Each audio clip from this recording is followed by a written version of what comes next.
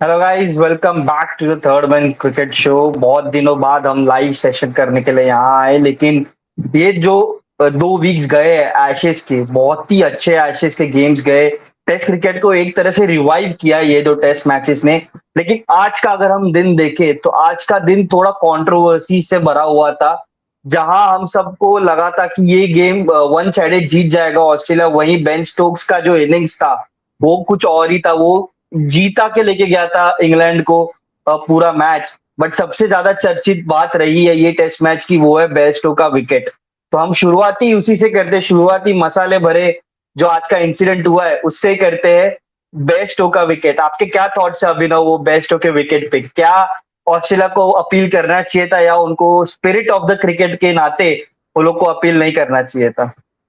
Out है यार. That is it is well within the law to do that, and unnecessary I think. इसको थोड़ा वो बड़ा किया जा रहा है, only because maybe people wanted England to win, or I mean to some extent even I wanted England to win only because फिर series में थोड़ा मजा रहता, because इंग्लैंड के पास अभी बहुत मेहनत करनी पड़ी इंग्लैंड को to win this ashes. But I think that is out.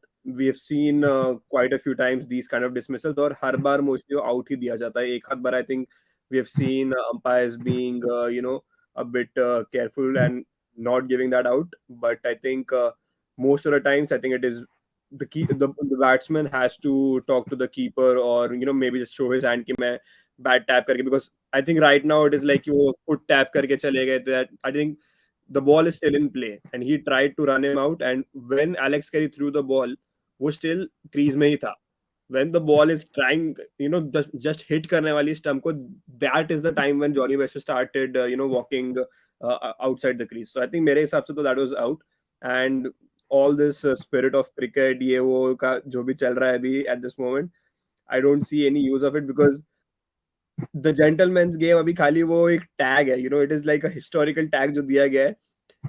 We all know that, especially in series as big as Ashes, the teams want to win, and they wouldn't mind if the end result is going that their way, क्योंकि अभी Australia को कुछ नहीं करना. They just have to maybe draw all the games, or maybe just win 1 out of 3, and they win the Ashes once again. So I think Australia were well within their rights, and crowd थोड़ा वो हो गई थी. I think मेरे हिसाब से they were a bit rude at one point, and it's justified as well. I mean England home crowd के सामने खेल रहे, they want England to win, but I think England themselves have to blame for this loss. It's not यार कुछ spirit of cricket या किसी law के वजह से वो हार गए.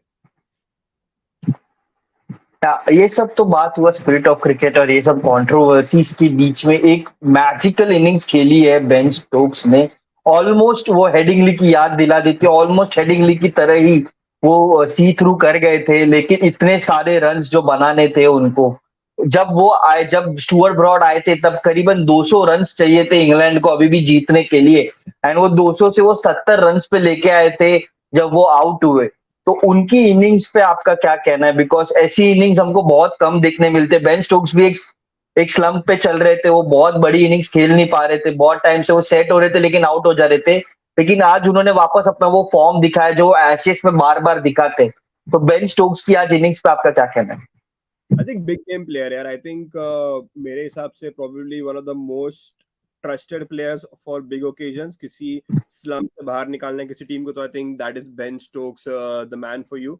And ऐसा नहीं कि पहली बार हुआ है, like you mentioned Headingley as well. I would say the T20 World Cup final as well against Pakistan, जहाँ पे वो जो उन्होंने innings खेली थी, I think that was, he knows how to handle pressure situations, and I think lot to learn from this player for the other players as well, because he is one player who can single-handedly win you games. So you need to make sure that there is not such a big task, for him at the end. So because yes, he played that innings, but let's not forget कि England were 45 for 4 while chasing. So I think that there itself he had यार बहुत बड़ा काम करना है अभी match जीतने के लिए, and close to impossible, being 45 for 4 if you're chasing 371. It is next to impossible when your 4 top order batsmen are out. So मेरे हिसाब से the blame should be on the other batters, Ollie Pope, Joe Root, Harry Brook.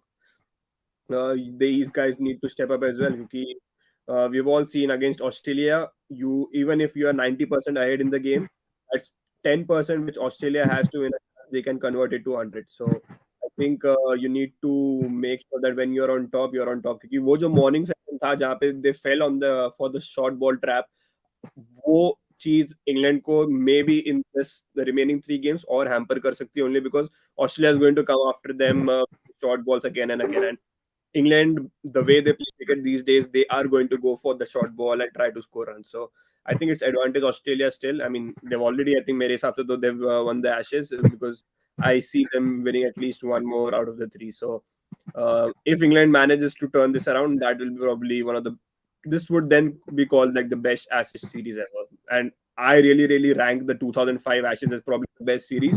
If England manages to win this 3-2 now, this is going to be one of the best Ashes series मेरे हिसाब से. Yeah, it can be 3-2 because we have seen the turnaround happening a lot by the England also. We remember the 2014 series, which the first against India, the first one was draw, the second one India won, and we all thought that yeah, this is the time that India can win in England after 2007. But they came back and won the last three Test matches, so they can do it. And Ben Stokes, this team have that belief in them that they can win the test matches. The first two test matches have gone close. We have to remember that both the test matches have went down to wire, and they have been closely contested games. So we will hope that the further games which are coming will be the same of that nature only. What do you think about the third test match? Now, how England and Ben Stokes should go, because we are seeing a lot of criticism on batch ball. Ian Morgan, the English captain, the former English captain of England, was first praising the batch ball, but now he's also saying that England should play sensible cricket now because they cannot just hit these Australian bowlers who are peak of their powers. So, what are your thoughts on this batch ball? Because many England's legends are not happy with the way England is playing, but the same were happy when England were winning by this approach. यार I think you mentioned approach change करने का जो बात है, I don't think the entire team needs to do that. I think the way Ben Stokes played yesterday or maybe like today as well, बस ऐसी एक या दो प्लेयर को, you need one or two players in the middle order to know that test, to have the test cricket mentality. If they find that, maybe if they ask like a Joro to play, but I don't think Joro is going to change it. Maybe Harry Brook or Johnny Bairstow to just hang in there for a longer period of time rather than just going for runs. So I think if they manage to do that, I think England have a very, very good chance, because let's not forget Australia's bowling is much better at this moment, mere hisab se to. Yes, Stuart Broad is bowling really well, but Anderson has struggled. Ollie Robinson, he's been on and off. Josh Tongue looks like a good prospect, but I don't know how well he will do in the further games. One thing which they need to make sure now England needs to capitalize is Nathan Lyon अब नहीं खेल रहे हैं series. Yes, Todd Murphy will come in. I can see him coming in as an ideal replacement, but still Nathan Lyon not being a part of 3 Test matches in an Ashes series, I think that is already one big hand you have on Australia. So I think England need to do that, and Ben Duckett needs to convert. Yeah, I think he's probably in the form of his life at this moment, and he likes playing at Lords. Lords पे scores बहुत अच्छे रहे Ben Duckett के over the years as well. But ये जो 80s 90s है, this should be converted into big scores. जो Ben Stokes ने किया है वो बेन डकेट कर लेते, तो आई थिंक बेन स्टोक्स के ऊपर इतना प्रेशर नहीं आता low down the order. So मेरे हिसाब से there are not many things England need to change, क्योंकि अभी लोग बोल रहे हैं अप्रोच ही गलत है. I don't think so.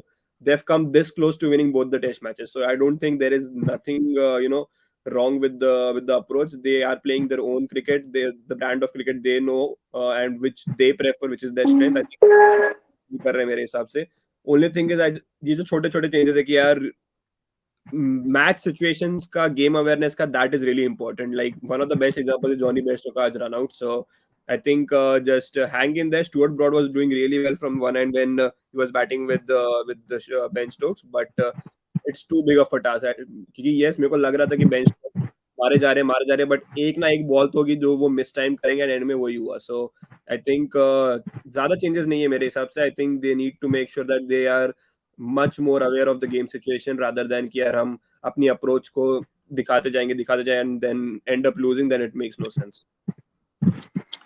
Yeah. And with this test match also, the after the test match was over, there was an incident in the members lobby where many of the English fans who are the members of the Lords, and Lords has been known for their gentlemen welcome for the guests, but they were not gentlemen right now, because the way crowd were booing Australia was massive, and the exchange of the words between Usman Khwaja, David Warner, and the members were very much disturbing for the fans, because you don't want to see that type of things by the members who are were known for their gentleman role in the cricket. So, what are the thoughts on that fight between the two? I think, यार वो ना I think justified only because the members are also humans यार. I mean yes, yes जो हुआ वो गलत हुआ मेरे हिसाब से, because you do not expect these guys to have such an incident with the international players, because they have that privilege because they deserve it. So I think yes, it is sad to see what happened, but until and unless it doesn't harm anyone, or it is not like forwarded to that extent, at that extent कि यार बहुत बड़ा incident हो गया है कि बहुत कुछ बोल दिया, गलत बोल दिया. आई थिंक उस्मान ख्वाजा ने आके बोला भी कि some of the things they said was not fair from the members point of view. I think this was मेरे हिसाब से वन ऑफ दोज मोमेंट्स कि यार उनके अंदर का फैन जाग गया, मैं कहूंगा, द मेंबर्स का, rather than them being members of the MCC. So I think given यार होगा यार, it's not the last time this is going to happen. Next time if say for example if England हार जाती World Cup by like a run or two, same thing could have happened there as well. So I think with New Zealand players, so I think it's justified मेरे हिसाब से. I think heat of the moment में हो गया, but I don't see this happening like anytime soon, because we have not seen things like these happen at the MCC involving the members, and MCC was fair enough to release a statement as well कि yeah, it was really unfortunate and they'll deal with whatever the consequences are for the members. So yeah, I think it's full stop लग जाना चाहिए अब तो मेरे हिसाब से इसके ऊपर. Yeah, yeah. And in this test match there was एक और पॉइंट था जो इस पे बहुत ज्यादा लोग बात कर रहे हैं, वो था नेथन लायन का.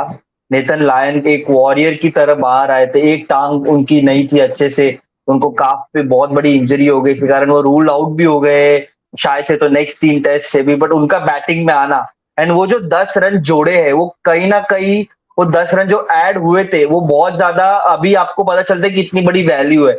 बिकॉज जहां ये 40-50 रन से जीते, वो अगर आप 10 रन कम कर दो उससे, तो आपको जब जब बेन स्टोक्स खेल रहे थे तब भी वो सोच रहे होंगे अरे और 10 रन कम है तो बहुत ज्यादा चेंजेस हो सकते. तो 10 रन की भी महत्व तो बहुत ज्यादा थी. And the way Nathan Lyon बाहर है, द वे नेथन लायन एक टांग पे भागने की भी कोशिश कर रहे थे, तो आपको एक जज्बा दिखता है एक प्लेयर का कि आप अपने कंट्री के लिए कैसा खेलना चाहते हो. तो उस जज्बे पे आपको क्या कहना है? Brilliant. I think again that Aussie spirit to not give up. Every run is important. I think they were trying to reach that 375 400 के बीच वाला mark just because वो एक psychological effect ले आता है to the chasing side, and they almost managed to do that. I think he hung in there for a long time, and I the sad thing was when the commentators were trying to talk about him getting hit on the head so that they could call a concussion substitute. I think Kevin Peterson was the one who tried to say something like that, maybe in a funny way, or maybe within the other comment with like other commentators. But I think that is probably one of the best things we have seen in Test cricket in recent times. Literally, I don't think we're going to see him in the 3 games coming forward. But मेरे हिसाब से one of the best moments of the Ashes. अच्छा लगा कि जब पूरा crowd, the members, the players, the opposition crowd, or fans as well, I think applauding this fight from Nathan Lyon. I think मजा आया काफी. And if what we have seen from the first 2 test matches is अगर next 3 ऐसे गए, it's going to be like we said, like probably the best Ashes series in recent times, or maybe like ever मेरे हिसाब से. तो I think if England manages to do that and turn it around, I think they will because it's not like Australia one-sided जीती है पहले 2 test matches. Yes, the scoreboard says 2-0 Australia, but it could have easily been 1-1 either of the games. I think Australia पहला match हार भी सकती थी. England was on top on day 5 at one point, and आज भी I think Ben Stokes could have taken the game away from them. So I think it's well said. Yeah, it's not like Australia is completely dominant or England is like the worst side amongst the two. I think England stand a chance. And if they win the next one, I think the pressure is back again on Australia, because then they will feel कि यार अगला भी England जीतने आएगी. If it is 2-2 going into the final test, it's going to be probably the best Ashes finish here. Yeah.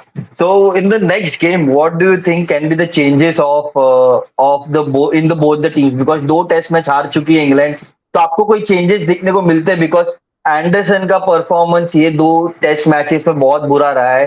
The way हम pitch देख रहे थे डे वन के पहले, तो ग्रीन दिख रहा था, ओवरकास्ट कंडीशन भी था थोड़ा बहुत. हम सबको लगा था कि एंडरसन यहीं पे काम करेंगे, यहीं पे वो अपना जादू दिखाएंगे, लेकिन वो जादू दिखा पाए नहीं है. तो आपको क्या लगता है कि एंडरसन को ड्रॉप कर सकते हैं? एंडरसन की जगह जैसे अभी अंशुल जी ने बताया है कि क्रिस वोक्स को ट्राई कर सकते हैं वो. फिर उन्होंने जैक क्रॉली का भी नाम है, जैक क्रॉली पे हम आएंगे. बट एक और चीज है जो उनके बॉलिंग लाइनअप में मिसिंग है, वो एक्सप्रेस पेस. हमको कोई भी बॉलर पे वो एक्सप्रेस पेस नहीं दिखता है. लॉर्ड्स की जो ये पिच है, अगर आप ये लॉर्ड्स की पिच को देखोगे तो आपको चाहिए कि अनइवन बाउंस पे बाउंसर जा रहे थे, इसीलिए बाउंसर टैक्टिक इतना यूजफुल था ये टाइम पे. बट उसके लिए आपको पेस चाहिए रहता है. 150 के पेस का आप बाउंसर डालो तो बैट्समैन को पता ही नहीं चलेगा कि बाउंसर कितना हाइट पे आने वाला है. जैसे गौरव पंडित बोल रहे वुड लाओ, सिंपल. वुड का होना ये टीम में बहुत ज्यादा प्लस लाएगा, बिकॉज स्टुअर्ट ब्रॉड और ऑली रॉबिन्सन अपना काम बहुत अच्छे से कर रहे हैं. वो लोग लाइन और लेंथ पे डाल रहे, लाइन और लेंथ पे डाल रहे. बट जब पिच से इतना मदद नहीं मिल रहा है, आपको बहुत ज्यादा मेहनत करनी पड़ी है, तब एक्सप्रेस पेस बहुत ज्यादा काम आता है. तो आपको लगता है कि मार्क वुड बहुत ज्यादा इंजरी प्रोन रहे हैं वो बॉलर, और अभी इंजरी से ही वापस आए हैं, तो आपको लगता है कि क्या वो इतने फिट होंगे कि वो पूरा एक टेस्ट मैच खेल पाए? क्योंकि अगर वो इंजर्ड हो जाते तो वापस आप एक बॉलर शॉट के साथ खेल रहे हो. एंड एक इसी के साथ एक और क्वेश्चन कि नेथन लायन इंजर्ड हो गए तो उनको रिप्लेस कौन करेगा? तो ये दो क्वेश्चंस का आंसर आपको देना है अभी आगे. यार देख, मेरे को ना हर्षल लग रहा है कि नेथन लायन वाला तो सिंपल है. I think Todd Murphy comes into the 11, and I was at Lord's the first couple of days as well when Australia was warming up. I saw Todd Murphy in the nets as well bowling to the Aussies batters. So I think he comes in straight away. With England, I think yes, I agree with Gaurav. If Mark Wood is fit, if he's 100% fit, खेलना पड़ेगा Mark Wood को, because if he is in the 11, he is that X factor कि अगर कोई flat wicket आ गई, he can still get something from that wicket and maybe get some crucial players out as well. So I think Mark Wood, he has to come in the 11, but it will be sad to see Josh Tongue go out as well, because if there was any bowler in the first innings who did something for England, it was Mark Wood. And you do not want to leave experienced players like James Anderson को बाहर कर दो या Stuart broad को बाहर कर दो. I don't see this happening. और ऑली रॉबिन्सन को आई थिंक वो बैटिंग एबिलिटी भी, और आई थिंक ऑली रॉबिन्सन में, तो I think that is the reason he will be in the I think. Sorry, echo हो रहा था राइट. या but I think it will be sad अगर जॉश टंग बाहर जाएगा, but I think it's given. I think we have seen बाकी teams भी ऐसा करती है, तो I think Mark Wood comes in the 11 for me. Batting wise I don't know यार. I think yes, Zach Crowley is playing those innings, but he's still a hit and miss player मेरे हिसाब से, because he's been doing that for quite some time now. It's not like a consistent run आ गया है for Zach Crowley. I think I would still think about getting Ben Foakes maybe as a batter, or maybe asking Johnny Bairstow to be as a batter and Ben Foakes coming into the 11. Yes, it's a long shot, पता नहीं होगा कि नहीं होगा, but Ben Foakes did no wrong to get out of this England side मेरे हिसाब से. So I think if England try to do that, I think that could really help them. But there is one more thing as well, कि Moeen Ali is fit again. So with Australia's number of left-handers, I think next test match कहाँ पे, Headingley में, if I'm not wrong. तो third test match Headingley होता है mostly. I think they have already announced the 11 as well for Headingley. So let's see क्या 11 नहीं, sorry, team announce कर दी उन लोग ने.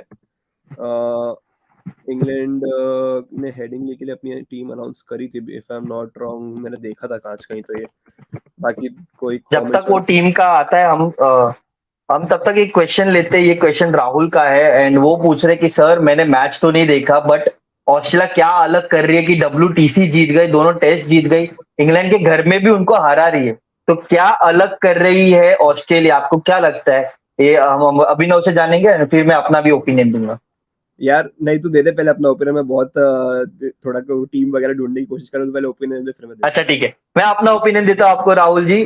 वो है उनका एक सेट है, उनका लाइनअप 11 जो उनका सेट है, उनको पता है उनके दो ओपनर्स कौन है, उनको पता है उनका मिडिल ऑर्डर क्या है, उनको पता है उनका ऑलराउंडर क्या है, उनको पता है उनके बॉलर्स क्या है। एंड जब आपका इतना सेट होता है एंड आपके सब प्लेयर्स फॉर्म में, डेविड वार्नर जो आउट ऑफ फॉर्म थे ये मैच में, उन्होंने भी अपना जलवा दिखाया। उस्मान ख्वाजा का ऊपर से रन बनाना, फिर आपके जो मिडिल मिडिल मिडिल जो बैट्समैन है, मिडिल ऑर्डर के बैट्समैन, वो आईसीसी रैंकिंग्स में कहाँ है वो देखो। आईसीसी रैंकिंग्स एक आपको एक क्लियरली दिखा था कि कौन से प्लेयर कंसिस्टेंट है।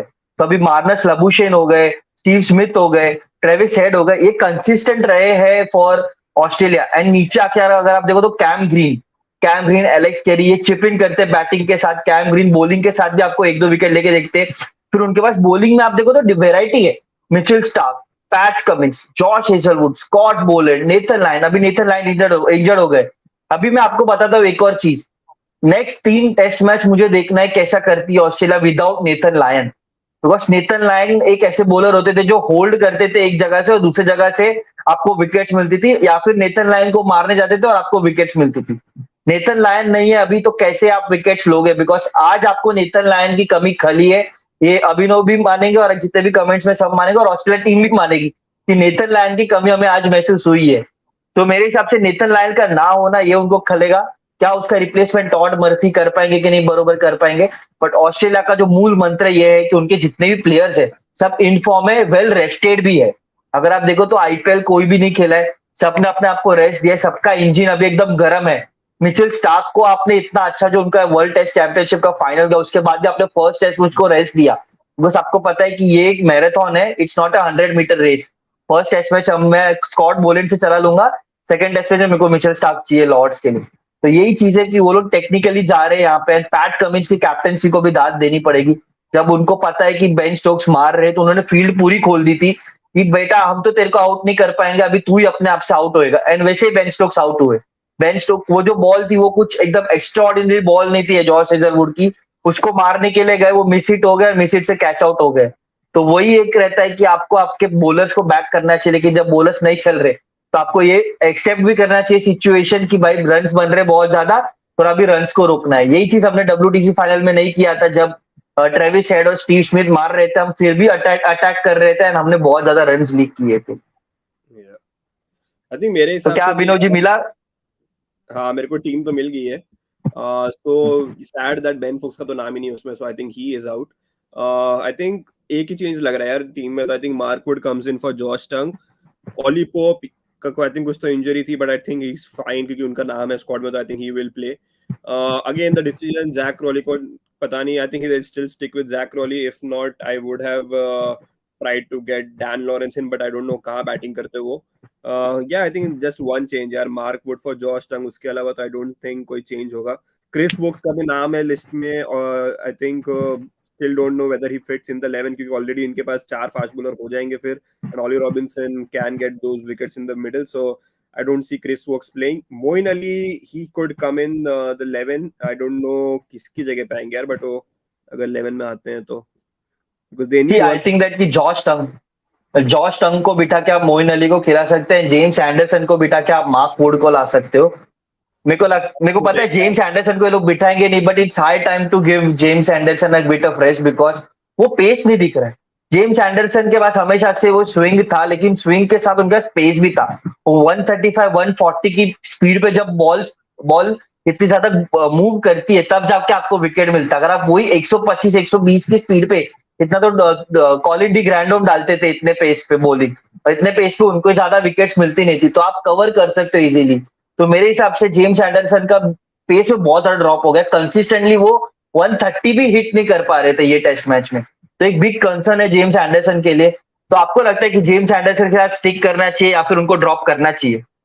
यार I think they will stick with him. मेरे को लग रहा है कि खिलाना पड़ेगा जेम्स एंडरसन को, only because he is that match winner यार। ये सभी पहले 2 टेस्ट मैचेस अच्छे नहीं गई हैं, so maybe that is kind of जो रहता ना कि एक आग अंदर से जो आती है कि नहीं अगले टेस्ट मैच में तो अच्छा करना ही पड़ेगा। I think maybe Ben Stokes can use that to his favour. I don't know यार, तेरा भी पॉइंट अच्छा है to get Moeen Ali in for Josh Tongue, but I still want to see Mark Wood in the 11 यार, क्योंकि what Mitchell Stark did, what Pat Cummins does in the middle overs, I think Mark Wood can do that as well मेरे हिसाब से with that pace, because 125 135 के बीच के bowlers हैं, maybe 140 Stuart Broad और Robinson can bowl in the middle, but I think उसके अलावा the pace is a bit less compare to the Aussies fast bowlers मेरे हिसाब से. So I think Mark Wood को खेलना चाहिए, but I also want to see Moeen Ali, because Headingley के pitch पे थोड़ी टर्न दिखाई देती है हमेशा, हमें देखा है. So I think I don't know, it could be I think they will still stick with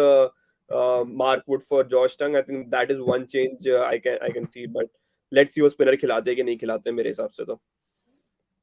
But because yeah, I जो think रूट बहुत बढ़िया स्पिन बॉलिंग कर रहे थे.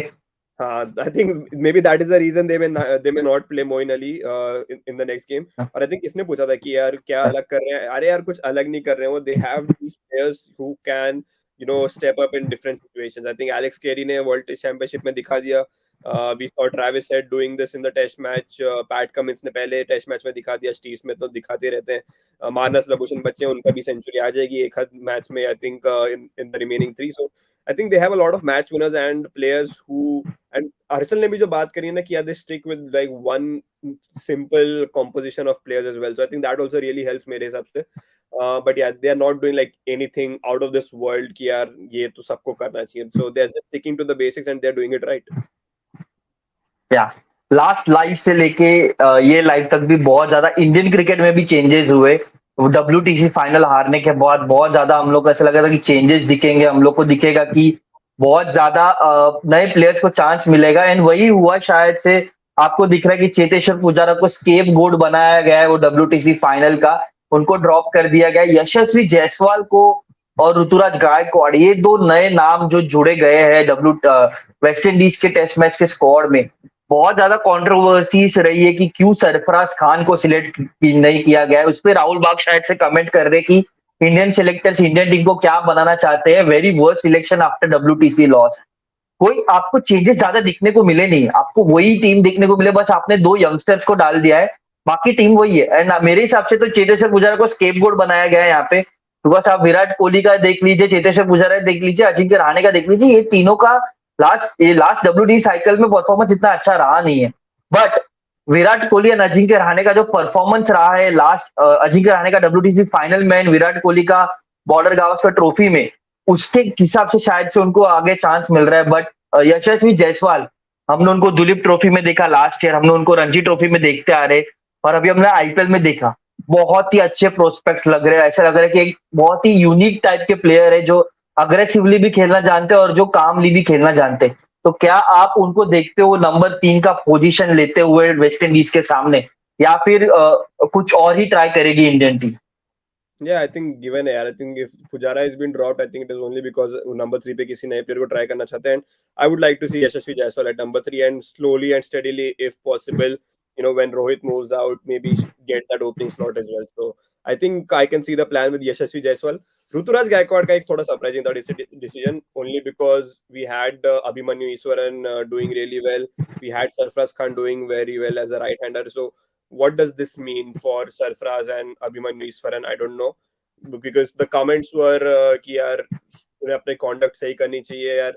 I don't know. I mean, the guy is scoring tons of runs. This is how Mayank Agarwal was ignored at one point. This is how Surya Kumar Yadav was ignored at one point, and it did not end up really well for Indian cricket in general, only because बहुत late लेकर आया सूर्य कुमार यादव को in the setup. So imagine अगर आप 2 साल पहले ले आते सूर्य कुमार यादव को, we could have even won one of the ICC trophies. So I think I'm a bit, I think, not impressed with what Sarfraz Khan के साथ जो हुआ, but again, he'll just go out there, score tons of runs once again, and raise that finger या question कि यार मेरे को क्यों नहीं खिलाया. So because I did not expect Ruturaj Gaikwad का नाम in the test circuit, to be very honest, and आ गए हैं अभी. So it's not like a wrong decision मेरे हिसाब से. Yes, he is doing really well in the white ball circuit and for CSK हमने देखा है. So I think इसका क्या मतलब है कि यार आप अगर IPL से, लग रहा है कि IPL से प्लेयर्स उठाए गए, मेरे को तो लग रहा है only because they perform well in the IPL उठा दिया गया.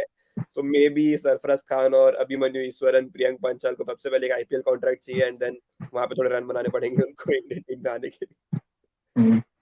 हमने सरफराज के ऊपर बहुत ज्यादा रूमर्स भी देखे कि उनका जो एक्शन था, रिएक्शन था आफ्टर स्कोरिंग 100 फॉर मुंबई, उनको लगा था कि वो बहुत ही ज्यादा खराब था. सिलेक्टर्स को लगा था कि उनको अपना जो डिसिप्लिन है वो मेंटेन करना चाहिए उनको, जो अपने हरकत है उनको मेंटेन करना चाहिए। तो बस मेरा उस पर यही है कि एक सिलेक्टर्स का इतना भी ईगो नहीं होना चाहिए कि किसी के रॉन्ग कंडक्ट पे आप उसको सिलेक्ट ही ना करो।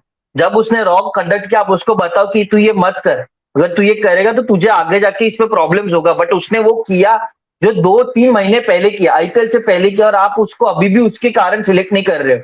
मैं मानता हूं कि वो एक यंग है यार, हम सब भी क्रिकेट खेले, जब हमको सिलेक्ट नहीं किया जाता था हमारी लोकल टीम के लिए हम भी भड़कते थे। जब हम अच्छा करते और फिर भी सिलेक्ट नहीं होते तो किसी का भी भड़केगा, कोई भी अपना जोश दिखाएगा ही दिखाएगा। बट इतना भी ईगो नहीं होना चाहिए आप में कि आप उस एक रीजन के कारण सिलेक्ट ना करें, अगर ये रीजन है तो। और रीजन ये आ रहे कि वो फिट नहीं है, तो इस पे भी वो बहुत ज्यादा लोग आ रहे हैं कि यार अगर वो 300 बॉल टेस्ट रणजी ट्रॉफी में खेल सकता है वो बंदा, तो वो बंदा फिट है, मैच फिट है। आपको आपको जैसी फिटनेस की आपकी जैसी परिभाषा है वैसे हाँ शायद से फिट नहीं होगा वो, but he is match fit. What do you से अभिनव? हाँ यार, कंप्लीटली एग्री। और यार वो जो उंगली उठाने वाली जो बात हुई थी ना, आई थिंक वो रिएक्शन, आई थिंक वो जो तू बता रहा है, pointing out to someone after scoring 100, यार ऐसे प्लेयर्स चाहिए टीम में। To be honest, I think hmm. You need that kind of flavour, थोड़ा मसाला टाइप, क्योंकि अगर say for example a player like Virat Kohli, he is like getting single digit scores in one test series, literally next series में आके he scores like a very good 100 with against a very good team. Of course उसका भी खून खोलेगा ना, वो भी कुछ अलग करने जाएंगे वो टाइम पे as a reaction. So I think यार ये सब I still wanted Sarfaraz Khan to be honest over Ruturaj Gaikwad, because he deserves that chance. It's not like कि उनने थोड़े से रन बनाए and maybe he is in form. Sarfaraz Khan red ball circuit, Indian domestic circuit में I think he's probably the player who is in the best form out of all the Indian batters at this moment in domestic circuit. And आप अजिंक्य रहाणे को वापस ले आए यार, I think उन्होंने भी Ranji trophy में थोड़े रन बनाए थे and he was back in the Indian side for this World Test Championship. Yes, कह सकते हो कि अब आईपीएल के बेसिस पे ले आए उन्हें, but I still feel Sarfaraz Khan deserves that chance. और आई थिंक उसका टाइम आएगा यार, आई थिंक एक हाथ टेस्ट मैच आ जाएगा, I but just the only thing I is just hope that कि जब वो, हाँ, आई जस्ट होप कि जब उनका फॉर्म चला ना जाए तब जाके आप उनको ना लेके आए अंदर। अभी वो इन फॉर्म में है, अभी रणजी ट्रॉफी में वो इतने रन्स बना रहे, तो अभी उनका वो बोलते ना फ्रूट्स आपको अभी निकाल के आपको खाने चाहिए, बट अभी नहीं हो रहा है। वेस्ट इंडीज के बाद सीधा साउथ अफ्रीका का सीरीज है हमारा, ऐसा मेरे को अभी सुनने में आ रहा है कि हम लोग सीधा साउथ अफ्रीका के सामने शायद से घर पे खेलने वाले हैं हम लोग। तो क्या तब, क्योंकि तब तक तो शायद से श्रेयस अय्यर भी ठीक हो जाएंगे, श्रेयस अय्यर का भी फिटनेस वापस आ जाएगा। अजिंक्य रहाणे क्या कर रहे हैं वो हमको नहीं पता, अजिंक्य रहाणे तब तक रहेंगे कि नहीं रहेंगे। सो तब तक तो आपको क्या लगता है? मेरे को नहीं लगता, अगर अभी सिलेक्ट नहीं किया तो मुझे लगता है तब भी शायद से सरफराज खान सिलेक्ट हो पाएंगे। उनको फिर अभी ये जो रणजी ट्रॉफी साइकिल है उसमें उनको बहुत अच्छा करना पड़ेगा, उनको 200-300 रन बनाने पड़ेंगे कंसिस्टेंटली मुंबई के लिए। बट या ये था हमारा इंडिया, थोड़े बहुत इंडिया का हम लोगों ने थोड़ा रिकैप किया। बट एक और चीज चल रही है अभी बहुत ज्यादा, वो है वर्ल्ड कप क्वालिफायर्स। दो टीम कौन होगी, वो दो टीम जो इंडिया में आएंगी वो वर्ल्ड कप खेलेगी। अभी के लिए तो एक टीम कंफर्म हो चुकी है, वो है श्रीलंका। श्रीलंका के कंफर्मेशन पे अभी धब्बा लग चुका है, आज उन्होंने जिम्बाब्वे को हरा दिया जो एक और कंटेंडर है क्वालिफाई करने के लिए टॉप 2 के लिए।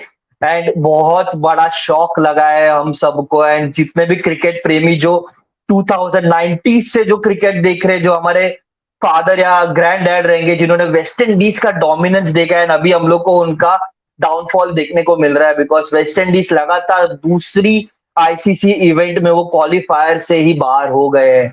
तो क्या कहना है, पहले तो मैं वेस्ट इंडीज के बारे में पूछूंगा कि क्या गलत कर रही है वेस्ट इंडीज? बिकॉज प्लेयर्स जो नाम है उनके पास, वो नाम छोटे नहीं है। जब वही प्लेयर्स बाहर जाते लीग्स में खेलते, तो जैसे निकोलस पूरन हो गए, शे होप हो गए, ये सबको जेसन होल्डर हो गए, ये सबको आप जब देखते हो तो ये सब क्वालिटी प्लेयर्स, ये सब मैच विनर्स है।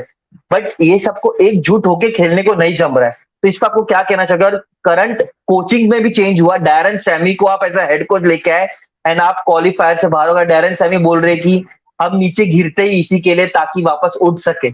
उन्होंने इंग्लिश में बोला, मैं आपको हिंदी में बता रहा हूं यहाँ पे कि नीचे गिरते ही है हम ताकि हम उठ सके। तो यहाँ से आगे क्या होगा जर्नी? बिकॉज अभी इंडिया जा रही है वेस्ट इंडीज, क्या वो उनका एक टारगेट रहेगा कि इंडिया को हमको हराना है?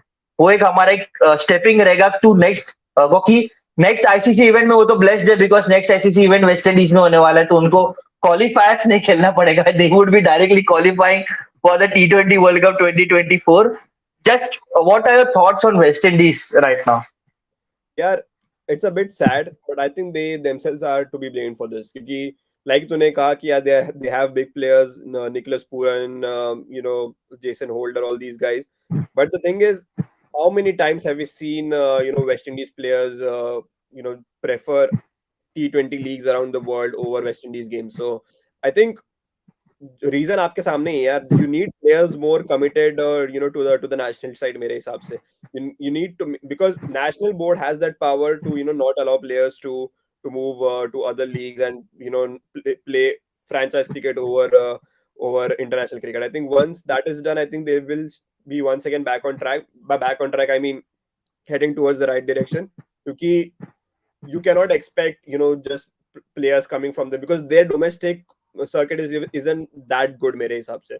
Because yes, there are teams over there जो कि खेलती हैं I would say consistently 5 day cricket, 4 day cricket, but then you need all these players to stick around for a longer time. And because Shea Hope is one player, I think he is one player जो कि he likes to stay around the national circuit rather than, yes उन्हें contract नहीं मिले वो अलग बात है, but he gives that importance कि यार मेरे को national side को एक importance देनी है. So I think, but also I saw the game as well. I saw firstly the Netherlands game जहाँ पे वो 375 नहीं defend कर पाए.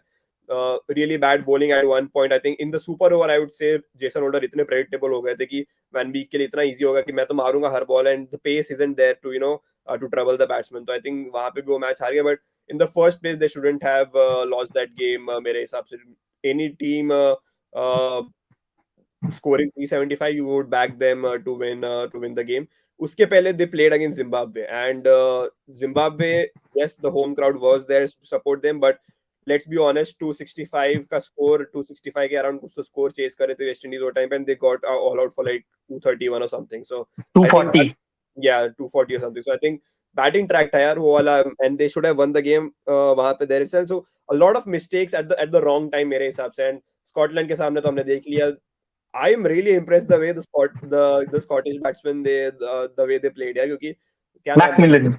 Macmillan, yeah, Macmillan and Kate Cross something, I don't know, Kate T क्या नाम है. हाँ, I think those मेरे like को किसी किसी स्कॉटिश प्लेयर ने मेरे को बहुत ज्यादा इंप्रेस किया, तो वो स्कॉट मैकमिलन है. बिकॉज बैटिंग के साथ बॉलिंग के साथ उन्होंने बहुत ज्यादा बोलते हैं ना प्रोग्रेस दिखाया है अपनी दोनों ही चीज में. और वो जो एक शॉट मारते हैं वो शायद से मैकमिलन ही है, एक टांग पे खड़े होकर उन्होंने सीधा शॉट मारा था. And I was like wow man, you love this type of batting to watch from an associate nation. They are dominating बोलते हैं ना फुल टाइम टीम. अभी अगर आप देखो वर्ल्ड कप क्वालिफायर्स में दो टीम अभी भी रनिंग में, वो है स्कॉटलैंड एंड जिम्बाब्वे. जिम्बाब्वे का पलड़ा थोड़ा भारी लग रहा है बिकॉज वो बहुत ज्यादा अच्छे फॉर्म है और उनके पास होम एडवांटेज भी है. लेकिन स्कॉटिश प्लेयर्स को आप, स्कॉटिश टीम को आप बिल्कुल भी नीचे नहीं रख सकते बिकॉज उन्होंने भी एक बहुत अच्छी इनिंग्स खेली. उनका भी जो एक सफर रहा है, बहुत ही अच्छा सफर रहा है ये वर्ल्ड कप क्वालिफायर्स में. तो बहुत ज्यादा इंटरेस्टिंग रहेगा ये लास्ट का एक वीक. हमें पता yeah, चलेगा कि कौन सी होगी वो दूसरी टीम जो क्वालिफाई करेगी for the world cup in India. yeah, because जो कल जो match, I think it was Netherlands Sri Lanka was in trouble at one point. They were 96 for 6, and वो धनंजय डी सिल्वा खेल गए वो innings. I think that was one of the best innings under pressure. But also the thing is, Netherlands was leading the chase. They were 121 for 4 at one point, needing like just 96 or something, 96, 95 runs with 6 wickets in hand. I think they should have chased that game. I think वो 3 wicket बहुत जल्दी जल्दी उनके चले गए, जिसमें Van Beek था. Scott Edwards tried really, really well, I think, in the end to just get close to the total, and we could see that he has that composure to play the big innings. But yeah, I mean, अगर Netherlands हरा देती ना श्रीलंका को, then it was all open. Still दोनों दोनों के दोनों spot खाली होते हैं, because I think Netherlands Zimbabwe is left.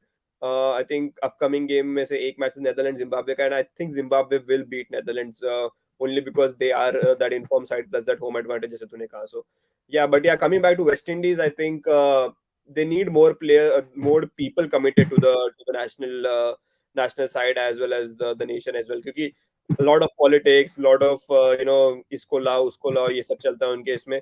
they give importance to franchise league यहाँ पे, जैसे the cricket Casey Wong is saying. I think ये सब थोड़ा नहीं होगा तो I think it's much better, because let's not forget Sri Lanka भी एक टाइम पे ऐसी अभी I think perform कर रही थी, and suddenly out of nowhere when Silverwood came in, he started backing those players who wants to stick around. So I think वो ज़्यादा important है मेरे हिसाब से, and West Indies has to do the same. And yes, अब तो automatically qualify हो जाएंगे because of for the next event 2026 World Cup. या नहीं कोई कोई तो 2024 T20 World cup. T20 World Cup, sorry हाँ.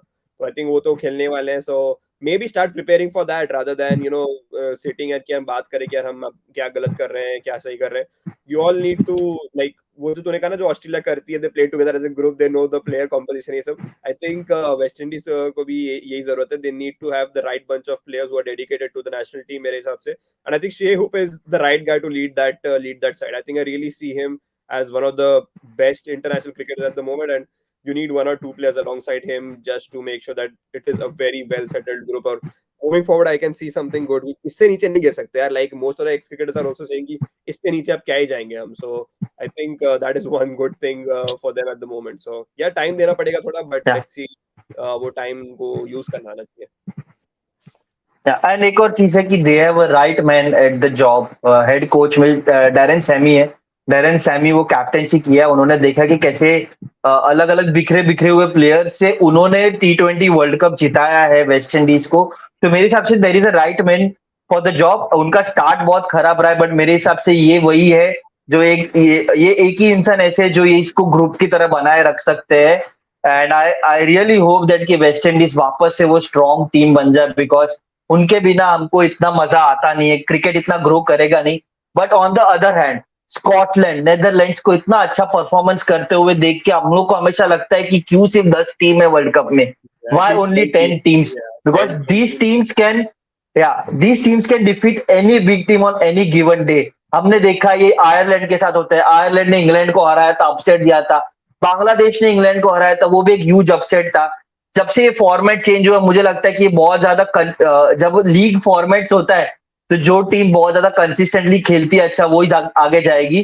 तो मेरे हिसाब से जो T20 वर्ल्ड कप में अभी चेंज आएगा, T20 वर्ल्ड कप में टीम्स बढ़ेंगी, आपको बहुत ज्यादा एसोसिएट नेशंस देखेंगे खेलते हुए. तो मेरे हिसाब से ये ग्रो करेगा. But I am really loving the way Netherland, Scotland, Oman ने भी जैसे दिखाया है अपना क्रिकेट और बोला कि यार नहीं, हम भी चैलेंज कर सकते हैं जो एस्टैब्लिश टीम्स है उनको.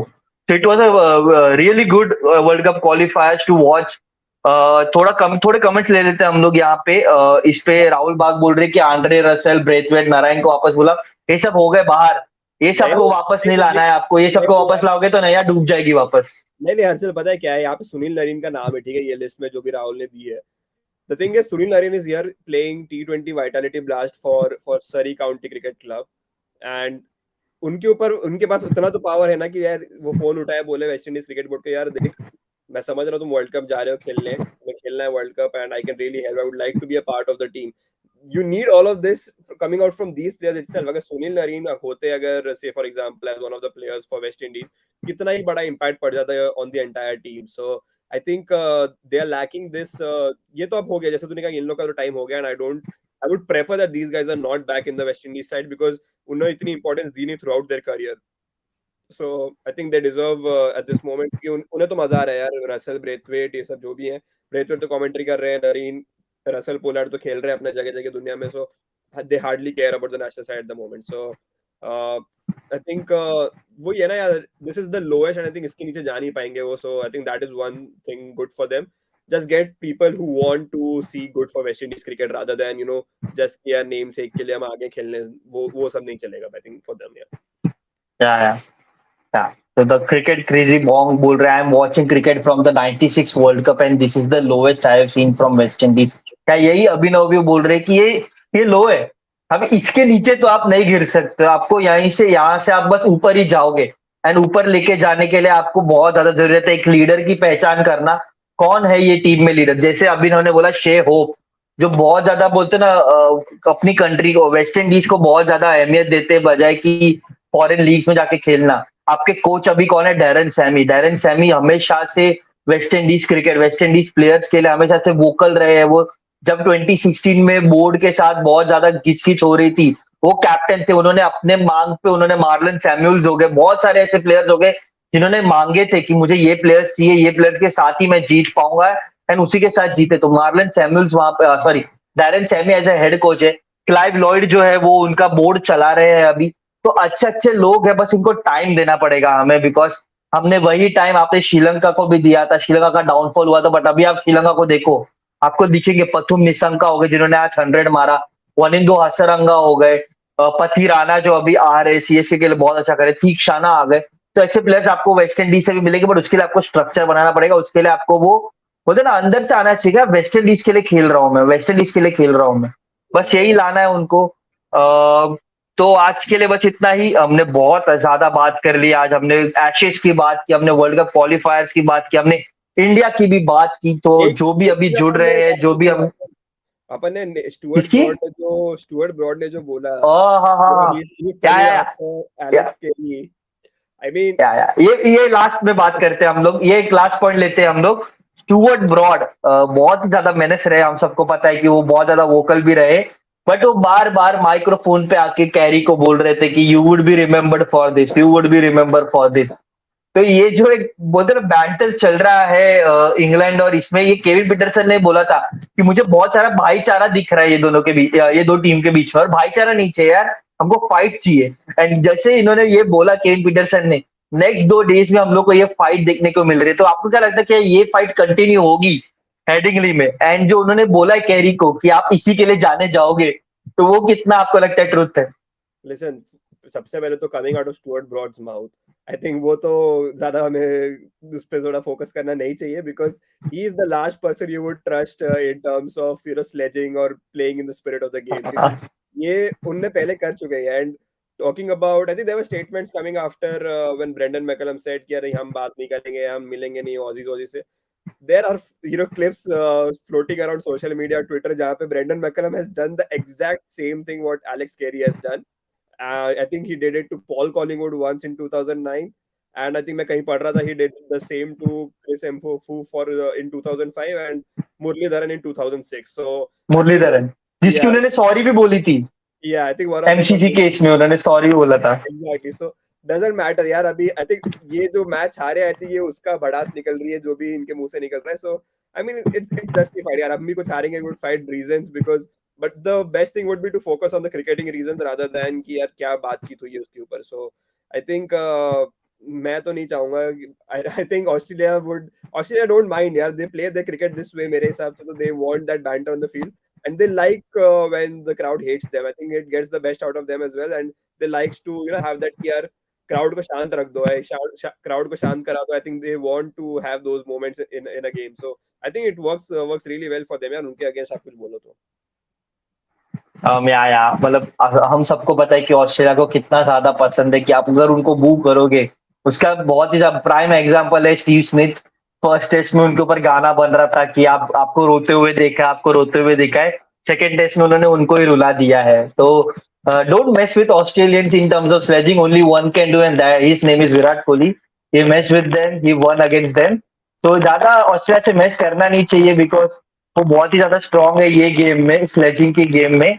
तो यही है आज का हमारा लाइव सेशन। जाने से पहले एक और ले लेते हम comment, the cricket crazy Bong का, जो आज बहुत ही ज्यादा कमेंट सेक्शन में हलचल मची है उनकी। I read about West Indies cricket's downfall in the mid 2000 in a Bengali sports magazine. One reason was the upcoming generation is not really fond of cricket. They were inclined to envy and athletics.